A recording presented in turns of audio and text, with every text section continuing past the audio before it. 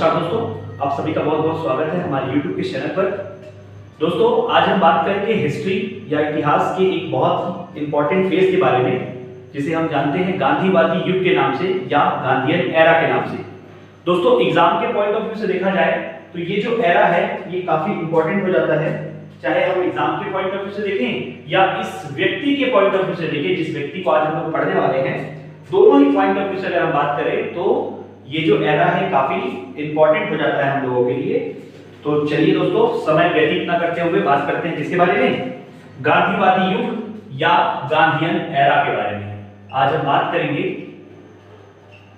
Gandhian era या हिंदी में हम इसे कहते हैं गांधीवादी युग। दोस्तों नाम से ही आप लोगों को समझ में आ गया होगा कि इस पूरे के पूरे एरा में हम केवल और केवल मध्य बिंदु मानकर के चलेंगे किसे, गांधी जी को, यानी महात्मा गांधी को। तो दोस्तों महात्मा गांधी के बारे में पढ़ने से पहले, इस युग के बारे में पढ़ने से पहले हम सामान्य जानकारी हासिल कर लेते हैं मोहनदास करमचंद गांधी जी के बारे में। तो दोस्तों सबसे पहले तो इनका पूरा नाम लिखेंगे। इनका पूरा नाम था मोहनदास करमचंद गांधी।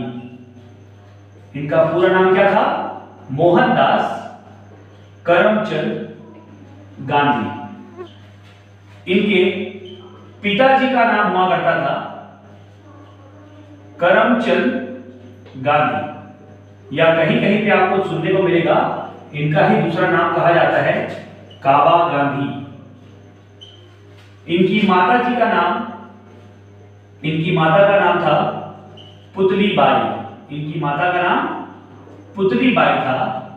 और यदि इनकी पत्नी की बात की जाए तो इनकी पत्नी का नाम था कस्तूरबा गांधी। इनकी पत्नी का नाम था कस्तूरबा गांधी। और ध्यान रखिए दोस्तों, मोहनदास करमचंद गांधी का जन्म, मोहनदास करमचंद गांधी का जो जन्म हुआ था वो जन्म हुआ था 2 अक्टूबर 1869 को। 2 अक्टूबर 1869 को मोहनदास करमचंद गांधी का क्या हुआ था, जन्म हुआ था। कहां हुआ था दोस्तों, तो ध्यान रखेंगे गुजरात में एक स्थान पड़ता है जिसका नाम है पोरबंदर। क्या नाम था दोस्तों, गुजरात के पोरबंदर में एक इलाका पड़ता है काठियावाड़ा। क्या नाम था दोस्तों, काठियावाड़ा। इस काठियावाड़ा नामक स्थान में 2 अक्टूबर 1869 2 अक्टूबर 1869 को जन्म हुआ था किसका, मोहनदास करमचंद गांधी का। मोहनदास करमचंद गांधी के पिताजी का नाम करमचंद गांधी, या कहीं कहीं पर आपको देखने को मिलेगा या सुनने को मिलेगा काबा गांधी। इनकी माता का नाम पुतली बाई और पत्नी का नाम कस्तूरबा गांधी था। ये तो हो गई इनकी सामान्य जानकारी। बात करते हैं गांधी जी के पुत्रों के बारे में। तो ध्यान रखेंगे दोस्तों, गांधी जी के कुल 4 पुत्र थे, लेकिन गांधी जी का एक और पुत्र था जिनको उन्होंने एडॉप्ट किया था, गोद लिया था।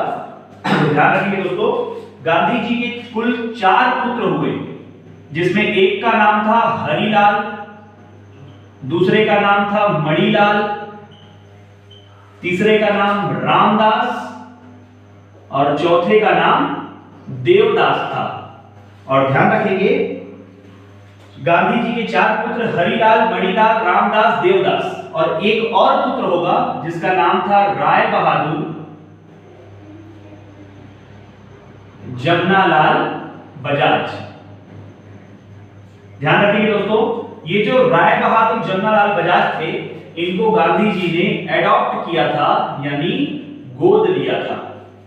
तो कुल मिलाकर के अगर गांधी जी के पुत्रों के बारे में पूछा जाए तो गांधी जी के कुल 5 पुत्र होंगे, जिसमें हरिलाल, मणिलाल, रामदास और देवदास होंगे। और साथ में 5वां पुत्र कौन होगा, राय बहादुर जमनालाल बजाज। जमनालाल बजाज, सॉरी, क्या नाम था इनका, राय बहादुर जमनालाल बजाज। ये 5वें पुत्र कहे जाते हैं जो कि गांधी जी के द्वारा क्या लिए गए थे, गोद लिए गए थे। तो ये सामान्य जानकारी है मोहनदास करमचंद गांधी या महात्मा गांधी के बारे में। और ध्यान रखिए दोस्तों, अगर इनके, खैर ये सब तो क्वेश्चन नहीं पूछा जाता, दादाजी का नाम फिर भी मैं बता देता हूं। इनके दादाजी का नाम था उत्तमचंद गांधी। उत्तमचंद गांधी के पुत्र का नाम करमचंद गांधी या काबा गांधी, और करमचंद गांधी या काबा गांधी के पुत्र का नाम ही क्या था? मोहनदास करमचंद गांधी, जिनके बारे में आज हम लोग बात करेंगे।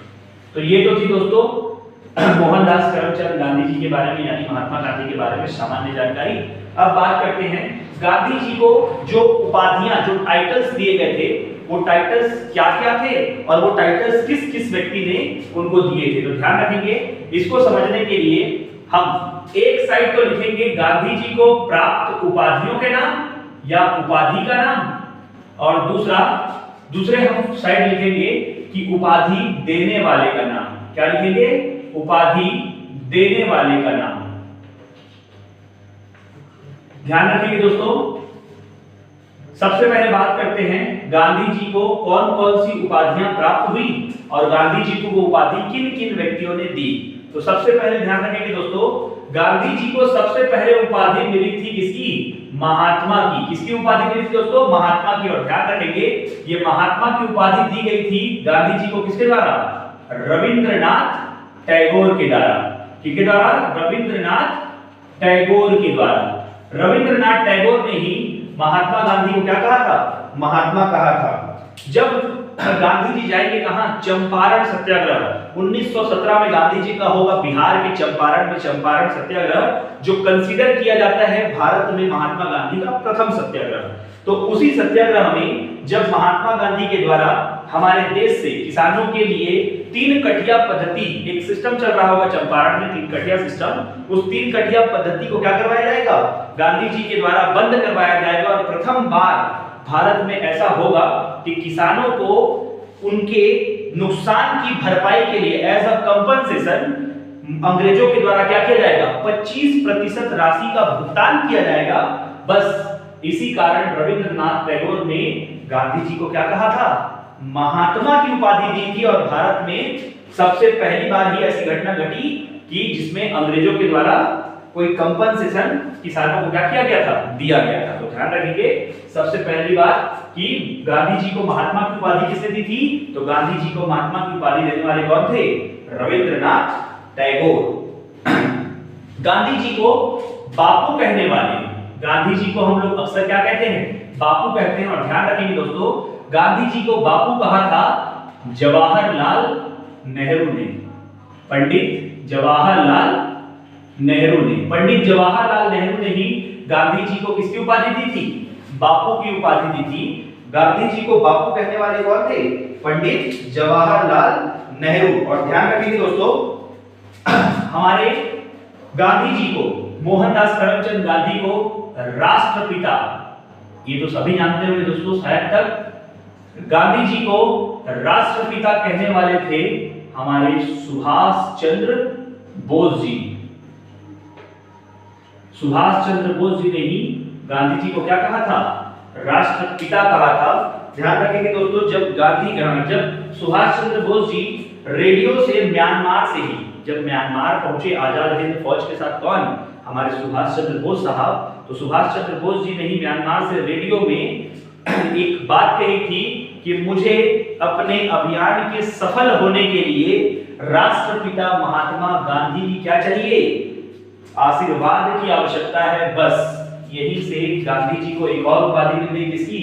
राष्ट्रपिता की। ध्यान रखेंगे, गांधी जी को राष्ट्रपिता की उपाधि किसने दी थी? गांधी जी को राष्ट्रपति की उपाधि देने वाले कौन थे? सुभाष चंद्र बोस जी। गांधी जी का एक और उपाधि दी गई थी, गांधी जी को कहा जाता है बाबा मलंग। क्या कहा जाता है? बाबा मलंग। और बाबा मलंग कहने वाले कौन थे? खान अब्दुल गफ्फार खान। खान अब्दुल गफ्फार खान। खान अब्दुल गफ्फार खान के द्वारा क्या किया गया था? हमारे गांधी जी को एक और उपाधि दी गई बाबा मलंग की। और ध्यान रखेंगे, गांधी जी को अर्धनग्न फकीर, गांधी जी को अर्धनग्न फकीर कहने वाला कौन था? Winston Churchill. जब गांधी जी जाएंगे कहां? 1932 में राउंड टेबल कॉन्फ्रेंस में, गोलमेज सम्मेलन में भाग लेंगे। द्वितीय गोलमेज सम्मेलन में जब गांधी जी भाग लेने के लिए कहां जाएंगे? लंदन जाएंगे। तो बस वहीं पर मिस्टर चर्चिल के द्वारा क्या किया जाएगा, गांधी जी को कहा जाएगा कि ये तो कौन है, अर्धनग्न फकीर है, और यहीं से अर्धनग्न फकीर की उपाधि प्राप्त हो गई किसको, गांधी जी को। और ध्यान रखेंगे इसके बाद एक और उपाधि दी गई थी गांधी जी को। गांधी जी को कहा गया था कि देशद्रोही क्या है, वो फकीर हैं। ये कहा किसने कहा था, फ्रैंक मॉरिस ने कहा था। लेकिन ध्यान रखेंगे वन मैन बाउंड्री फोर्स, ध्यान रखेंगे दोस्तों, इसीलिए कहा जाता है गांधी जी को क्या, वन मैन आर्मी। तो गांधी जी को वन मैन आर्मी या वन मैन बाउंड्री फोर्स की उपाधि दी थी किसने, लॉर्ड माउंटबेटन ने। किसने, माउंटबेटन ने। और भी बहुत सारी उपाधियां दी जाएंगी गांधी जी को, है ना दोस्तों, क्योंकि नाम उसी का बदनाम होता है जिसका कुछ नाम होता है। जिसका कोई नाम ही ना हो वो काहे का बदनाम। तो बदनाम वही हो सकता है जिसका कुछ नाम हो। और अगर हम लोग देखें तो गांधी जी जब सपोर्ट करेंगे किसका, हमारे इंडियन जो सैनिक रहेंगे उन सैनिकों को कहेंगे कि जाकर के क्या करें, मदद करें किसकी, फर्स्ट वर्ल्ड वॉर में अंग्रेजों की। तो फर्स्ट वर्ल्ड वॉर में जब अंग्रेजों के लिए सहयोग के लिए जब गांधी जी के द्वारा क्या किया जाएगा, हमारी सेना को ये कहा जाएगा कि सेना जाकर के मदद करे अंग्रेजों की। तो इसलिए हमारे गांधी जी को और भी कुछ जैसे कहा गया था क्या कि ये अंग्रेजों के सार्जेंट हैं या एजेंट हैं। तो इस प्रकार की कुछ उपाधियां और दी जाएंगी, लेकिन वो कभी एग्जाम में क्वेश्चन में नहीं बनते हैं, इसलिए मैं वो सब नहीं पा रहा हूं। ये आप लोग नोट करेंगे दोस्तों, क्योंकि यहां से क्वेश्चन आने की पॉसिबिलिटी बड़ी होती है। ठीक है, साथ ही साथ गांधी जी के प्रिय भजन की अगर बात करें हम लोग, तो गांधी जी के दो ही प्रिय भजन थे, जिसमें सबसे पहला और सबसे प्रिय भजन था जिसको हम लोग कहते हैं क्या, वैष्णव जन ते तैने कहिए पीर पराए जाने। ये उनका सबसे फेवरेट भजन था, सबसे प्रिय भजन था। अगर गांधी जी के प्रिय भजन की बात की जाए तो गांधी जी के प्रिय भजनों में सबसे पहला और सबसे प्रिय भजन कहलाता है वैष्णव जन ते तैने कहिए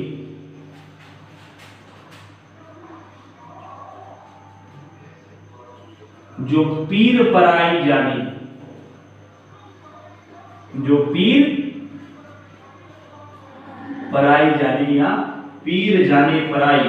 और ध्यान रखेंगे गांधी जी का जो दूसरा सबसे प्रिय भजन था वो था रघुपति राघव राजा राम पतित पावन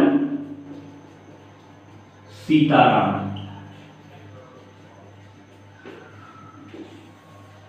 ये दो प्रिय भजन होंगे, सबसे फेवरेट भजन होंगे किसके, गांधी जी के। सबसे पहला था वैष्णव जन ते तैने कहिए जो पीर पराए जाने, और दूसरा था रघुपति राघव राजा राम पतित पावन सीताराम। जो वैष्णव जन ते तैने कहिए जो भजन था ये लिखा गया था नरसिंह मेहता जी के द्वारा। किसके द्वारा, नरसिंह मेहता जी के द्वारा। और ध्यान रखेंगे दोस्तों, नरसिंह मेहता जी ने ही लिखा था किसको, वैष्णव जन ते तैने कहिए पीर पराए जाने। और विष्णु दिगंबर पलुष्कर जी के द्वारा लिखी गई थी क्या, रघुपति राघव राजा राम पतित पावन सीताराम। लिख लेंगे, नरसिंह मेहता जी के द्वारा लिखी गई है या रचित है क्या, वैष्णव जन ते तैने कहिए जो पीर पराए जाने। और ध्यान रखेंगे रघुपति राघव राजा राम लिखी गई थी किसके द्वारा, पलुष्कर जी के द्वारा, जिनका पूरा नाम होता है क्या, विष्णु, है ना, उनका पूरा नाम था विष्णु दिगंबर पलुष्कर।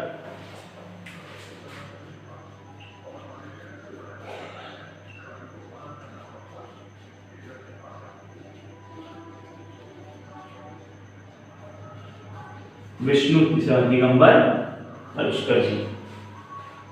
तो ये कुछ सामान्य जानकारी है किनके लिए, महात्मा गांधी जी के लिए। अब इसके बाद हम लोग बात करेंगे एग्जाम के पॉइंट ऑफ व्यू से उन क्वेश्चंस के बारे में जिसकी आने की पॉसिबिलिटी एग्जाम में बहुत ज्यादा होती है। तो ध्यान रखेंगे दोस्तों, एक बार फिर से चर्चा कर लेते हैं किसके बारे में जो हम लोगों ने अभी तक पढ़ा। सबसे पहले तो महात्मा गांधी का पूरा नाम मोहनदास करमचंद गांधी, पिताजी का नाम करमचंद गांधी अकाबा गांधी, माता का नाम पुतलीबाई, पत्नी का नाम कस्तूरबा गांधी। गांधी जी के कुल 4 पुत्र हुए, जिनमें हरिलाल, मणिलाल, रामदास, देवदास, और एक 5वें पुत्र हुए जिनको गांधी जी ने गोद लिया था, जिनका नाम था राय बहादुर जमनालाल बजाज। गांधी जी का जन्म हुआ था 2 अक्टूबर 1869 को गुजरात के पोरबंदर के काठियावाड़ में। गांधी जी को कुछ उपाधियां भी मिली। गांधी जी को महात्मा की उपाधि देने वाले थे रविंद्रनाथ टैगोर, बापू की उपाधि देने वाले थे जवाहरलाल नेहरू, और राष्ट्रपिता की उपाधि देने वाले सुभाष चंद्र बोस साहब या नेताजी। बाबा मलक की उपाधि दी थी खान अब्दुल गफ्फार खान ने। अर्धनग्न फकीर कहा था किसने? विंस्टन चर्चिल ने। वन मैन आर्मी या वन मैन बाउंड्री फोर्स कहा था किसने? माउंटबेटन ने। गांधी जी की जो प्रिय भजन है उनमें 2 ही प्रिय भजन कहे जाते हैं, जिसमें ये पहला कौन है? सबसे प्रिय भजन था वैष्णव जन ते तेने कहिए पीर जाने पर आए, जो कि लिखित है किसके द्वारा? नरसिंह मेहता जी के द्वारा। फिर हम लोग बात करते हैं दूसरे भजन के बारे में। तो दूसरा प्रिय भजन था क्या? रघुपति राघव राजा राम पतित पावन सीताराम, जो कि लिखी गई है या रचित है किसके द्वारा? विष्णु दिगंबर पलुष्कर जी के द्वारा। अब हम लोग बात करते हैं गांधी जी के समाचार पत्र और उनकी पुस्तकों के बारे में, जो गांधी जी के द्वारा क्या की गई थी?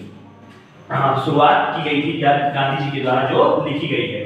तो ध्यान रखेंगे। अब मैं बात करता हूं गांधी जी के द्वारा जो पुस्तकें लिखी गई है या गांधी जी ने जिन जिन अखबार का या समाचार पत्रों का क्या किया था? प्रतिपादन किया था, संचालन किया था, उनके बारे में हम लोग बात करेंगे। सबसे पहले दोस्तों हम लोग बात करेंगे गांधी जी जैसे ही 1889 में गांधी जी 1889 में गांधी जी लंदन जाएंगे। किस चीज के लिए? लंदन जाएंगे पढ़ाई के लिए, और बैरिस्टर की पढ़ाई करके वहां से बैरिस्टर बनकर के वापस आएंगे, और आकर के कुछ साल या 1-2 साल की आप बात कर सकते हैं मुंबई और मुंबई के आसपास वो क्या करेंगे? अपना काम जो है वकालत करते रहेंगे।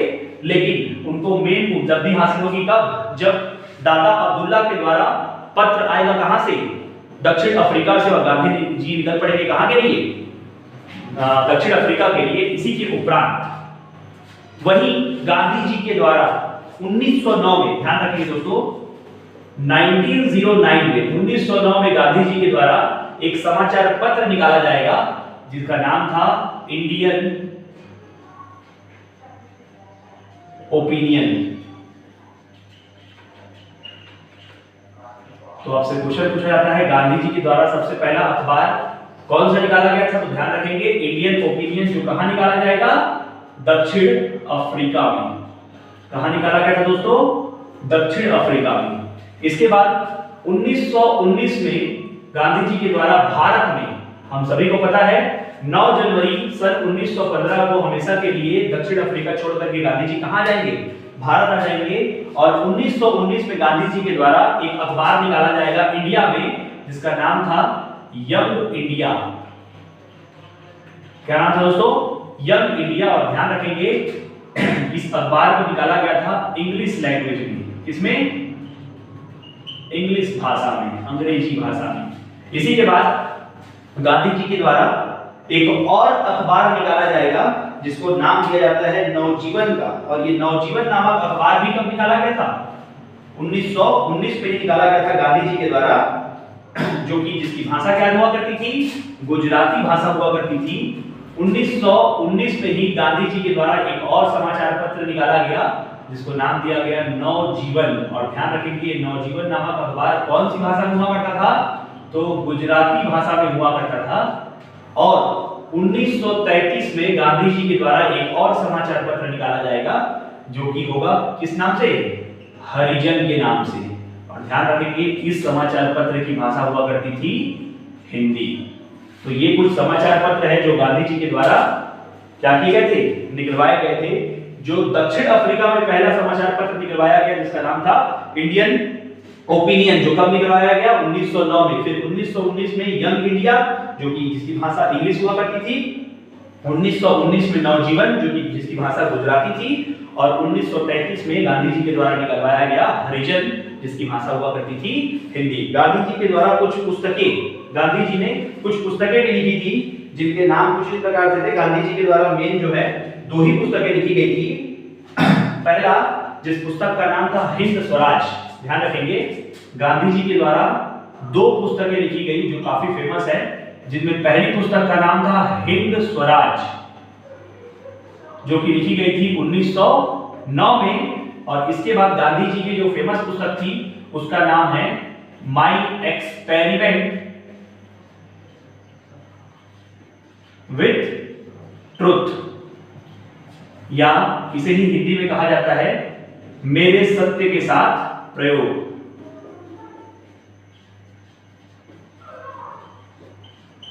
मेरे सत्य के साथ प्रयोग या मेरा सत्य के साथ प्रयोग। और ध्यान रखेंगे दोस्तों, इसी पुस्तक को कहा जाता है गांधी जी की आत्मकथा या गांधी जी की ऑटोबायोग्राफी। इसी को कंसीडर किया जाता है गांधी जी की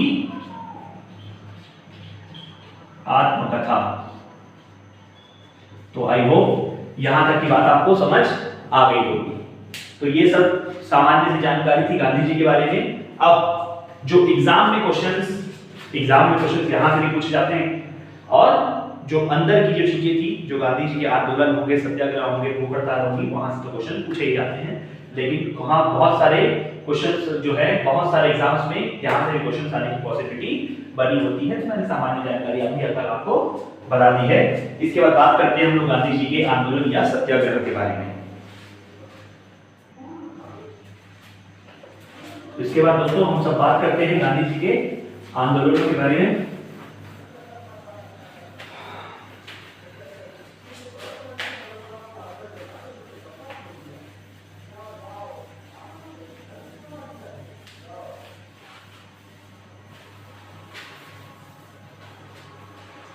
दोस्तों आप सभी जानते हैं 1889 में गांधी जी चले गए कहां? लंदन। किस चीज के लिए? पढ़ाई के लिए। तो ध्यान रखेंगे, पढ़ाई के लिए कहां चले गए? लंदन चले गए। और 2 साल के उपरांत 1891 में गांधी जी अपनी पढ़ाई पूरी करके वापस कहां आ गए? भारत वापस आ गए। और ध्यान रखेंगे भारत में इन्होंने 2 साल 1891 से लेकर के 1893 तक मुंबई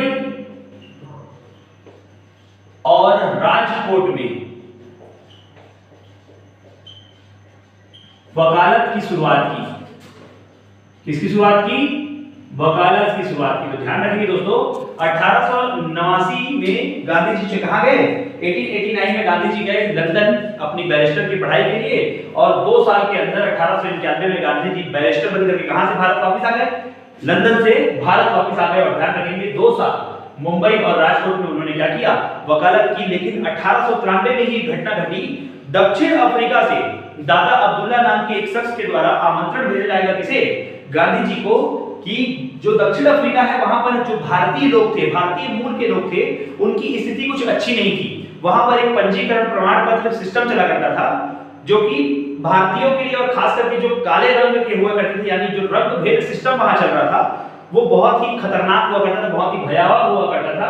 बस उसी के निपटारे के लिए गांधी जी को क्या किया गया? अपॉइंट किया गया। और ध्यान रखिए गांधी जी ने दादा अब्दुल्ला के आमंत्रण पर कहां चले गए?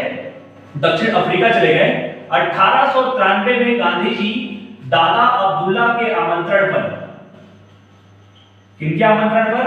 दादा अब्दुल्ला के आमंत्रण पर कहां चले गए? दक्षिण अफ्रीका गए।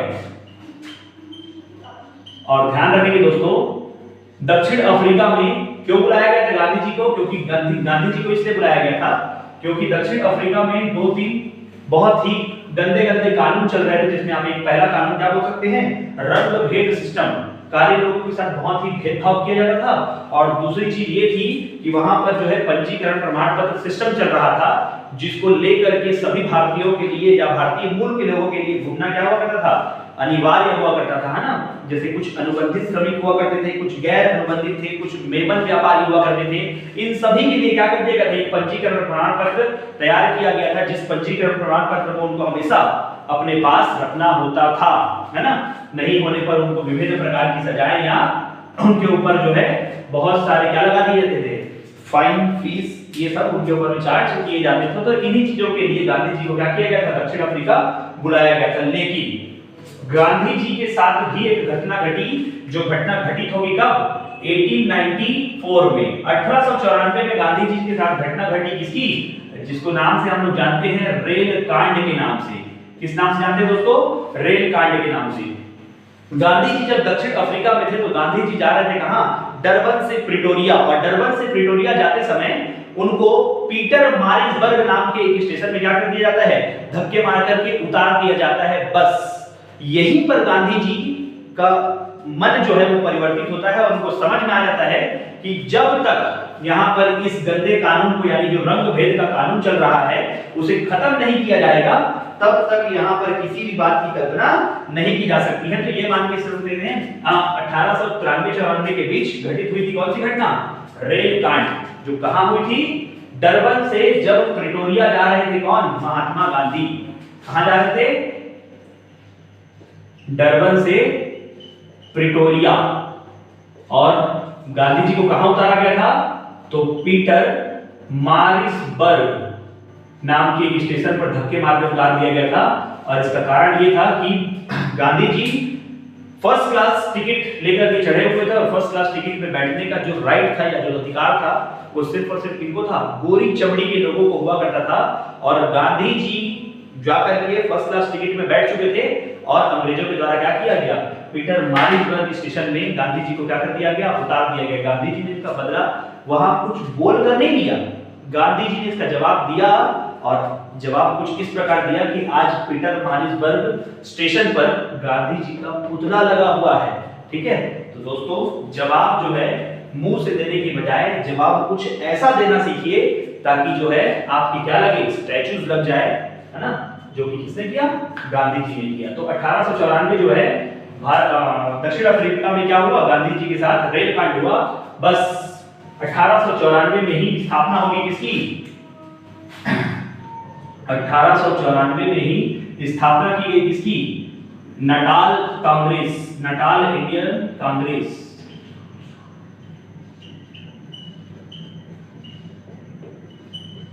किसकी स्थापना की गई?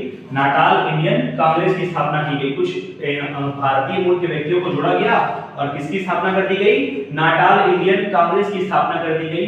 और इसी के बाद 1902 में गांधी जी के द्वारा जोहान्सबर्ग में, दक्षिण अफ्रीका में ही एक इलाका पड़ता है जिसका नाम है जोहान्सबर्ग।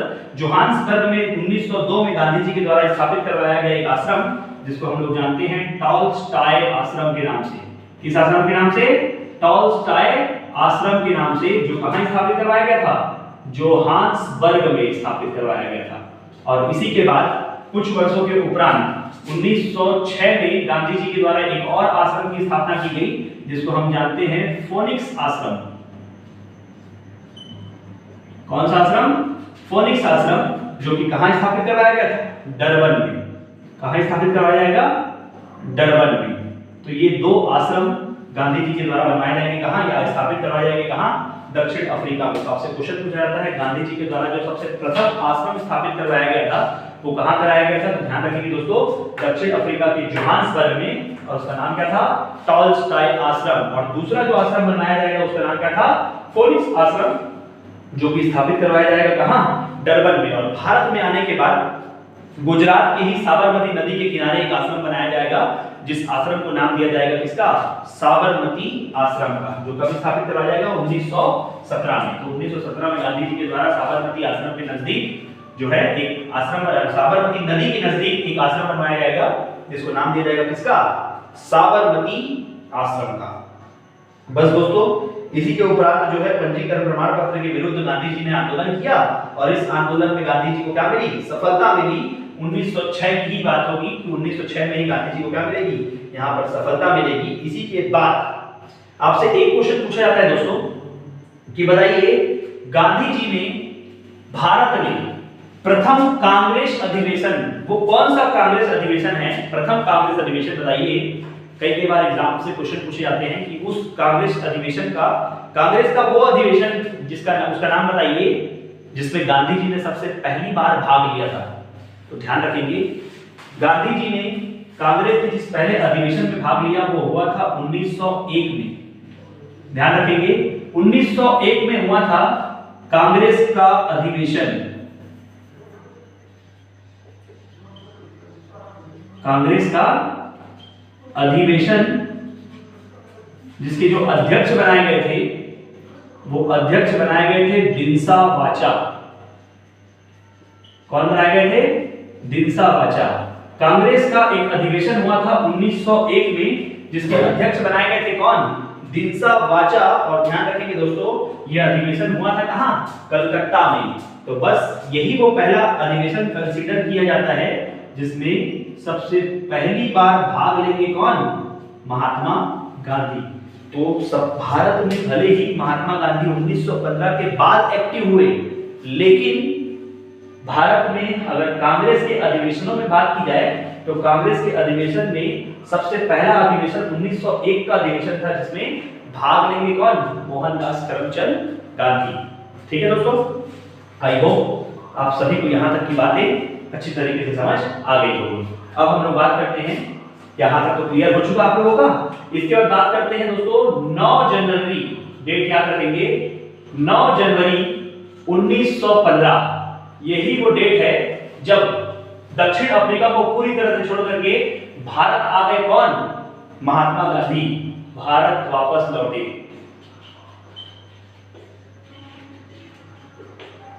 गांधी जी दक्षिण अफ्रीका को छोड़ करके पूरी तरह से 9 जनवरी 1915 को कहां लौट गए? भारत लौट गए। और बस इसी दिन को हम लोग मनाते हैं किसके रूप में? प्रवासी भारतीय दिवस के रूप में। प्रवासी भारतीय दिवस के रूप में। और ध्यान रखेंगे दोस्तों, ऐसा नहीं था कि 9 जनवरी 1915 को भारत आते ही गांधी जी ने जो है सत्याग्रह आंदोलन इन सबको छेड़ दिया था या इनकी शुरुआत कर दी थी, ऐसा बिल्कुल भी नहीं है। ध्यान रखेंगे, महात्मा गांधी के जो गुरु हुआ करते थे जिनका नाम था गोपाल कृष्ण गोखले। गोपाल कृष्ण गोखले जी ने महात्मा गांधी जी साफ साफ कहा था कि कम से कम 1 से 2 साल आप केवल और केवल क्या कीजिए? भारत का भ्रमण कीजिए और भारत में पता कीजिए कि भारत के लोगों की सबसे बड़ी समस्याएं क्या क्या हैं और भारत में जो है अंग्रेज किस तरह से अपने पैर को पसार चुके हैं और कितना कितना जुल्म कर रहे हैं। तो पहले आप केवल और केवल क्या करेंगे? निरीक्षण करेंगे, सर्वेक्षण करेंगे, उसके बाद ही आप किसी स्थिति में या कोई भी आंदोलन या सत्याग्रह करने के बारे में सोचेंगे। उससे पहले आप ये सब काम नहीं करेंगे। तो ये सब बात किसने कही थी? गांधी जी के गुरु ने कही थी, जिनका नाम क्या था? गोपाल कृष्ण गोखले। क्लियर है दोस्तों? तो गोपाल कृष्ण गोखले जी के द्वारा, गोपाल कृष्ण गोखले ही वो शख्स हैं जो कि गांधी जी की क्या माने जाते हैं? गुरु माने जाते हैं। तो लिख लेंगे, गांधी जी के गुरु कौन थे? गोपाल कृष्ण गोखले।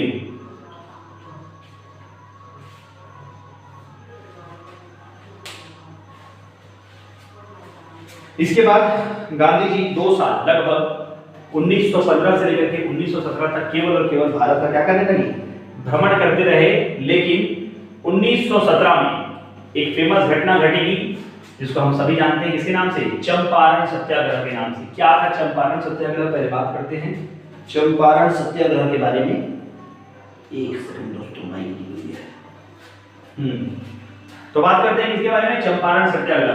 ध्यान रखेंगे 1917 में घटित होगी एक घटना जिसको हम लोग सभी जानते हैं चंपारण सत्याग्रह के नाम से।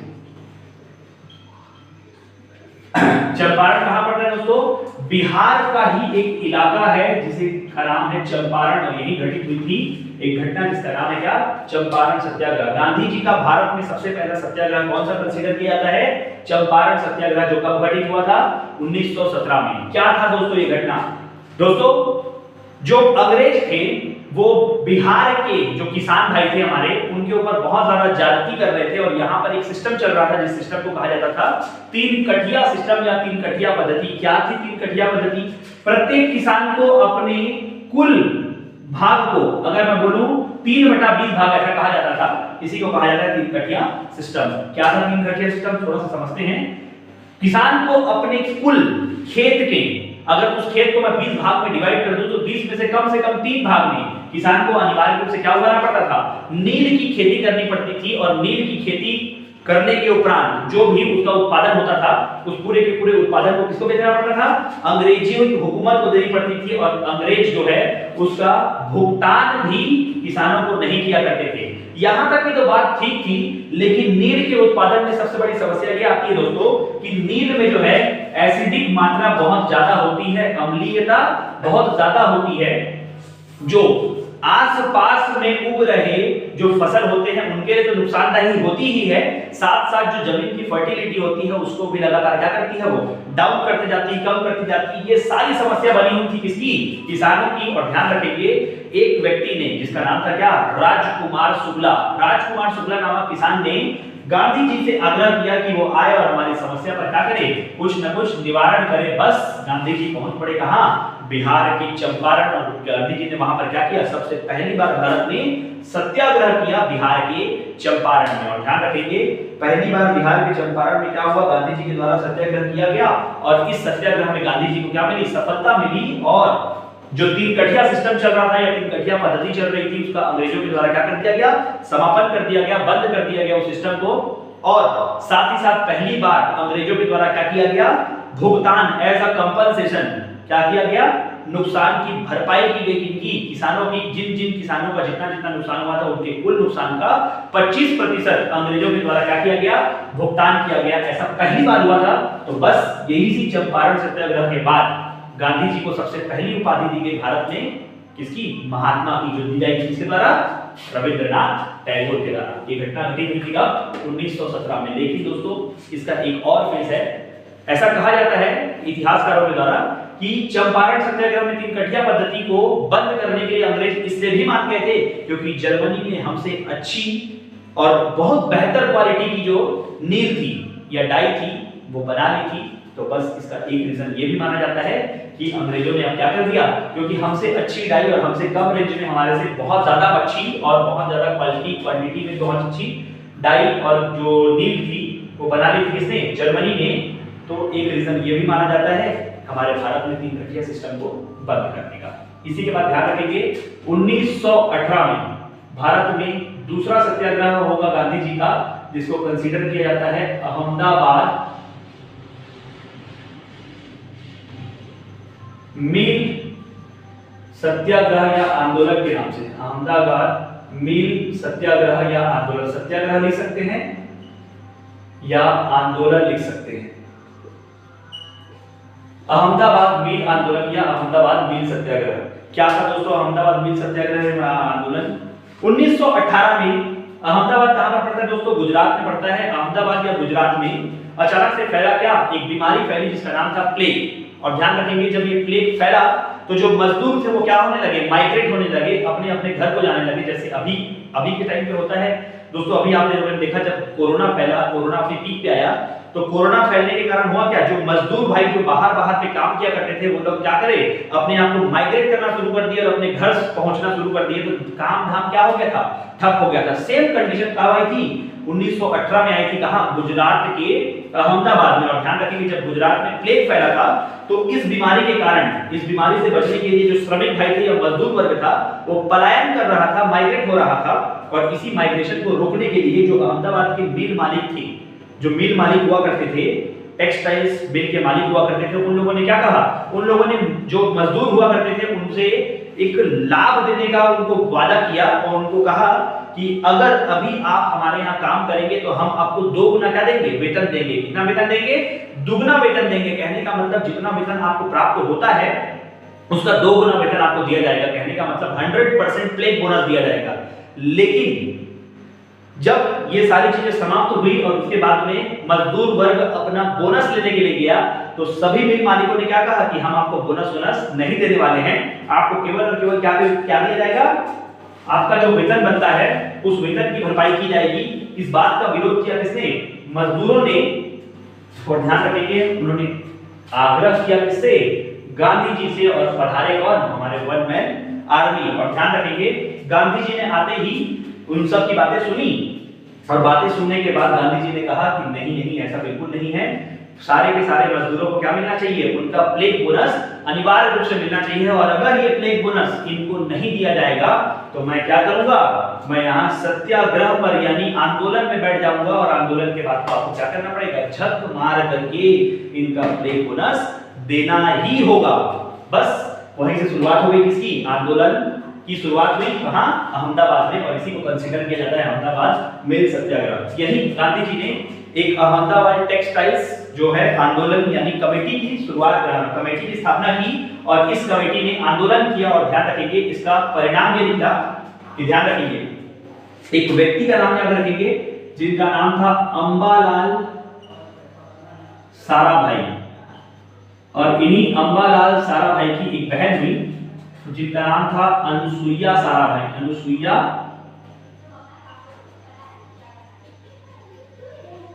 साराभाई। इसी अनुसुईया साराभाई के कहने पर जो मजदूर थे, मजदूर वर्ग, उनको बोनस दिया गया। और ध्यान रखेंगे दोस्तों, बोनस तय किया गया कितना परसेंट? 35%। यानी जो मजदूर वर्ग था उनको प्लेग बोनस दिया गया कितना? 35%। और 35% प्लेग बोनस मिलने पर ये सारा का सारा मामला क्या हो गया? समाप्त हो गया। अंबालाल साराभाई का नाम क्यों लिखे दोस्तों? अंबालाल साराभाई के ही पुत्र हुए जिनका नाम था विक्रम साराभाई। और विक्रम साराभाई का कंट्रीब्यूशन आप सभी जानते हैं, है ना?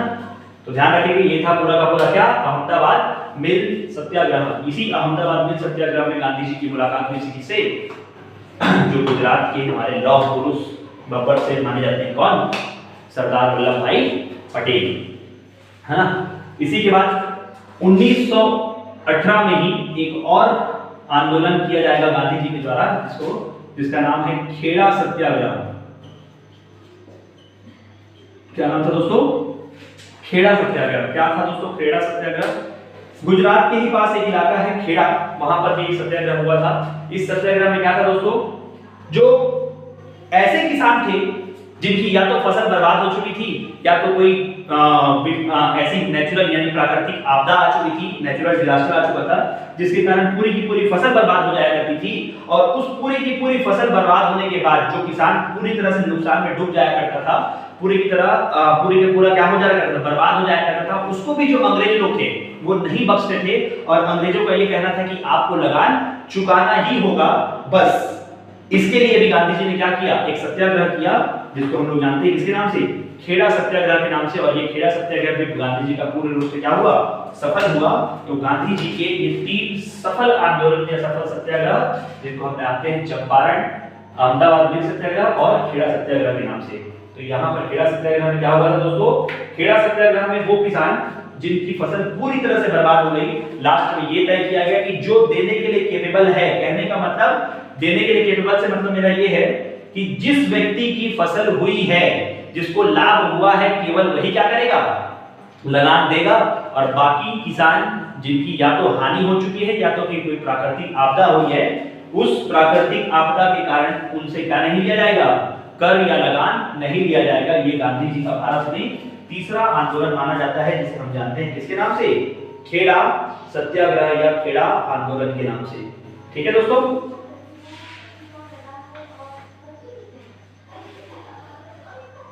इसी के बाद दोस्तों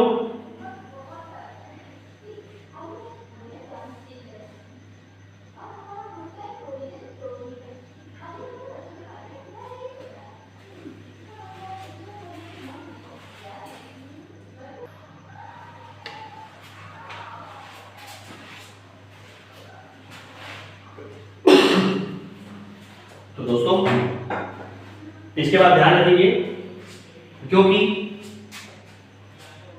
लगभग ऐसा कहा जाता है कि गांधी जी ने 20 लाख जो हमारे भारतीय सैनिक थे उनको भेजा था फर्स्ट वर्ल्ड वॉर में लड़ने के लिए। किसकी तरफ से? अंग्रेजों की तरफ से। बस यही तो कारण था कि अंग्रेजों को क्या महात्मा गांधी को क्या कहा जा रहा था? अंग्रेजों का सार्जेंट या अंग्रेजों का एजेंट कहा जा रहा था, या अंग्रेजों की सेना में भर्ती करवाने वाला सार्जेंट या एजेंट कहा जा रहा था।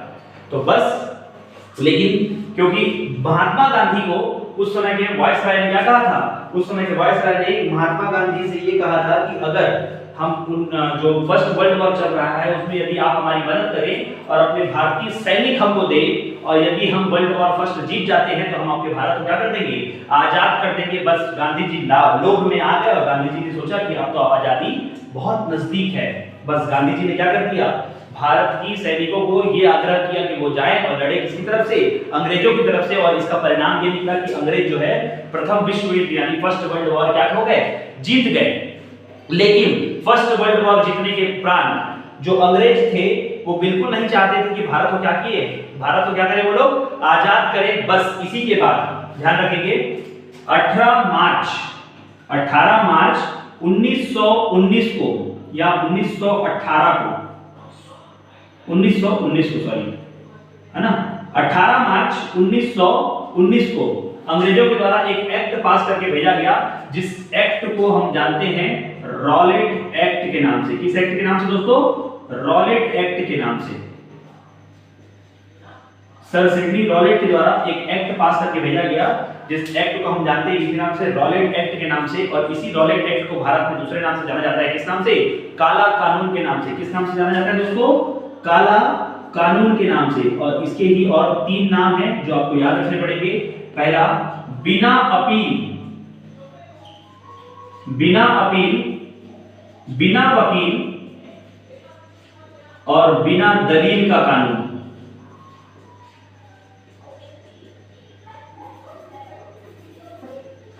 बिना अपील, बिना वकील और बिना दलील का कानून क्या था दोस्तों? एक रॉलेट एक्ट का पास करके भेजा गया 18 मार्च 1919 को, जो क्या था? बिना अपील, बिना वकील, बिना दलील का कानून, या इसी को भारत में कहा जाता है काला कानून। क्या था दोस्तों ये काला कानून? अंग्रेजी सेना जो थी या अंग्रेजी जो सरकार थी वो क्या कर सकती थी?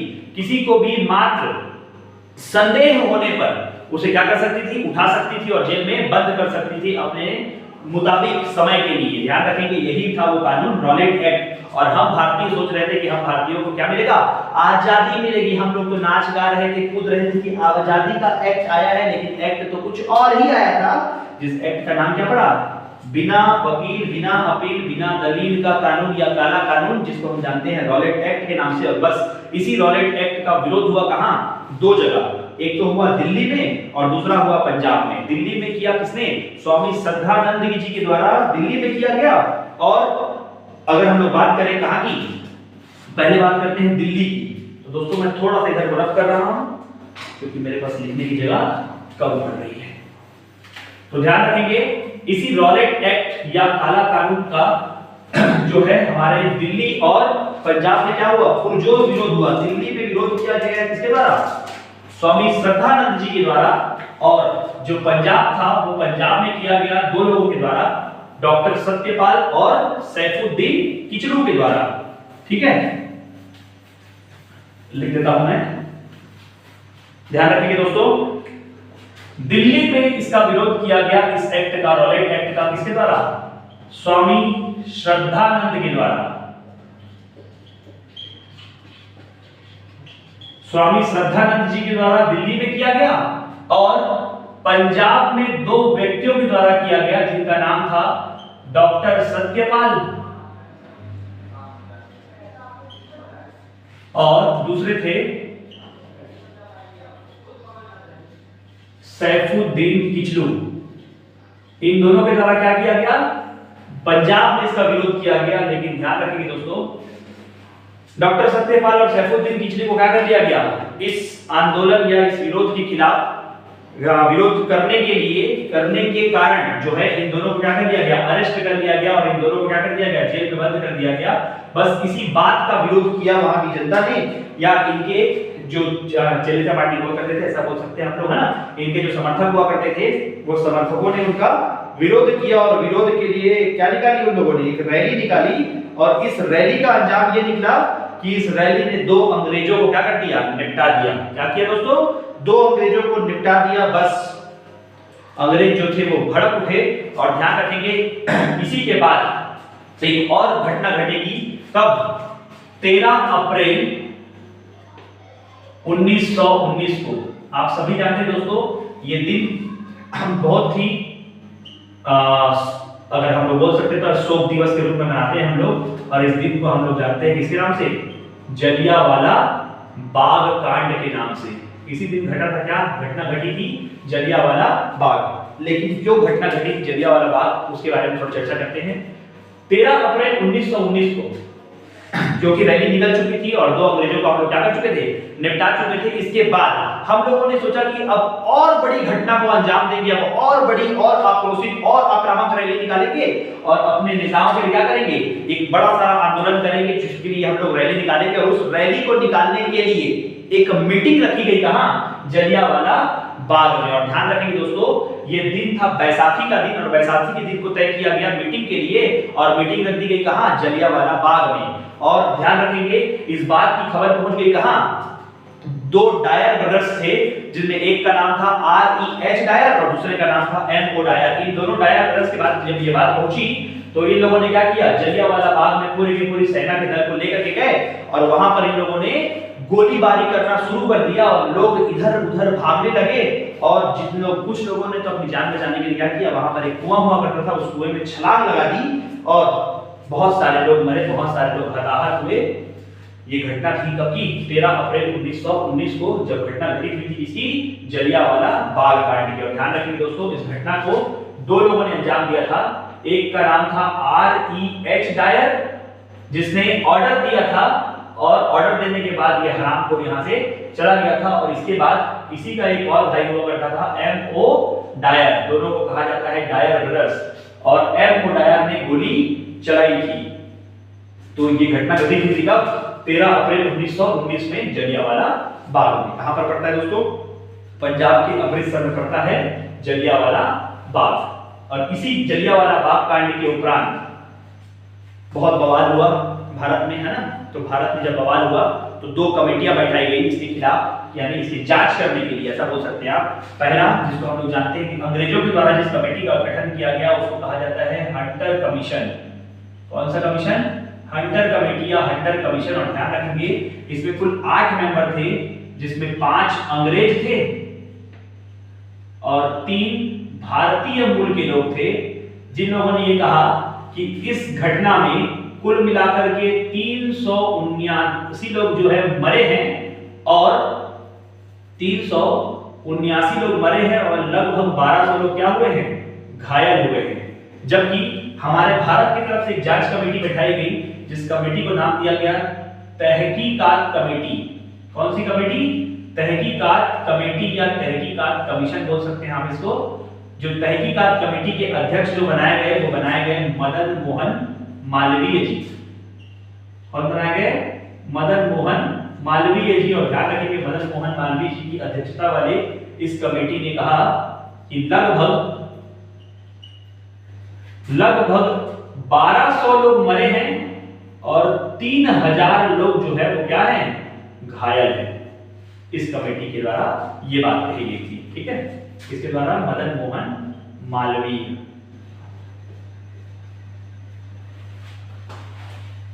तो 13 अप्रैल 1919 में घटना घटी किसकी, जलियांवाला बाग की। जिस जलियांवाला बाग की घटना में गोली चलाने का आदेश तो दिया था किसने, R.E.H. डायर ने, और गोली चलाई थी किसने, M.O. डायर ने। इसके लिए 2 जांच कमेटी बना के बैठाई गई, एक अंग्रेजों के द्वारा हंटर कमीशन और हम भारतीयों के द्वारा बनाई गई थी क्या, तहकीकात कमेटी या तहकीकात कमीशन, ठीक है। जिसके अध्यक्ष कौन थे, मदन मोहन मालवीय जी। बस इसी जलियांवाला बाग कांड को यानी देखने के लिए 2 लोग गए थे, जिनमें एक थे उधम सिंह जी और दूसरे थे हमारे युद्ध के आइकॉन माने जाते हैं जो भगत सिंह जी, है ना। तो ध्यान रखेंगे 2 लोग जो है इसको विजिट करने के लिए गए थे और ऐसा कहा जाता है कि भगत सिंह जी ने वहां की एक मुट्ठी मिट्टी जो है अपनी जेब में रख कर के ले आए थे, ताकि आजीवन उनका जो शहादत है वो उनको क्या करे, स्मरण होता रहे। और जो हमारे उधम सिंह जी थे, उन्होंने क्या किया था, उन्होंने यहाँ पर एक प्रण लिया था कि जिस बंदे ने इस गोली चलाने का ऑर्डर दिया था, मैं उसके प्राण हर कर रहूंगा, यानी उनके प्राण ले, उसका प्राण लेकर के रहूंगा, और जब तक उसके प्राण नहीं ले लूंगा तब तक मैं अपनी जिंदगी को सफल नहीं मानूंगा। बस इसी बात को लेकर के उधम सिंह जी जो रहे, अपना पूरा का पूरा जीवन उसको मिटाने में तुले रहे। और इसके बाद गांधी जी का उसको मारने के लिए कहाँ गए, लंदन गए, और लंदन में एक कैस्पियन हॉल करके पड़ता है, वहां पर अध्यक्ष के रूप में आया हुआ था कौन, R.E.H. डायर। वहीं पर उसको उधम सिंह जी के द्वारा क्या किया गया था, मार दिया गया था, 3 गोली मारी गई थी। इसके उपरांत उसकी वहां क्या हो गई थी, डेथ हो गई थी।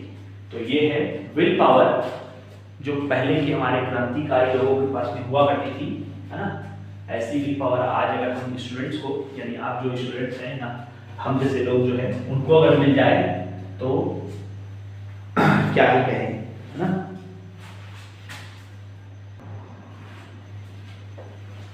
इस घटनाक्रम के बाद गांधी जी का एक स्टेटमेंट आया था कि गांधी जी ने कहा था कि हम इस भीषण नरसंहार की क्या करते हैं, कठोर निंदा करते हैं, और हम अंग्रेजी हुकूमत से मांग करते हैं कि वो R.E.H. डायर को क्या करे, फांसी दे। लेकिन ध्यान रखिए दोस्तों, R.E.H. डायर को बल्कि फांसी तो क्या दी गई, इसको और प्रमोट करके भेज दिया गया कहां, लंदन, और इसको जो वहां का श्रेष्ठ सम्मान हुआ करता था लंदन का, वो सम्मान दिया गया और साथ साथ लगभग 2600 पाउंड जो है धनराशि भी प्रदान की गई थी इसी के बाद। और ध्यान रखेंगे इस घटना के बाद एक जो है एडिक्ट फॉर बिल जो है पास होकर के आएगा, और जिसके बाद एक और फेमस काम होगा, ध्यान रखेंगे दोस्तों। जैसे ही वो बिल पास होकर के आएगा, उस बिल के पास होने के बाद रविंद्रनाथ टैगोर के द्वारा, किसके द्वारा? रविंद्रनाथ टैगोर के द्वारा अपनी नाइटहुड या सर की जो उपाधि मिली हुई थी उसको इन्होंने लौटा दिया, और जो गांधी जी के पांचवें पुत्र कंसीडर किए जाते हैं, जो कि जिनका नाम था जमनालाल बजाज, क्या नाम था? जमनालाल बजाज, इन्होंने राय बहादुर की उपाधि लौटा दी थी। किसकी उपाधि लौटा दी थी? राय बहादुर की उपाधि लौटा दी थी। तो दो लोगों ने अपनी उपाधियां लौटाई इस घटना के बाद में। एक थे रविंद्रनाथ टैगोर जिन्होंने सर या नाइटहुड की उपाधि लौटाई, और दूसरे थे जमनालाल बजाज जिन्होंने अपनी राय बहादुर की उपाधि लौटा दी थी। तो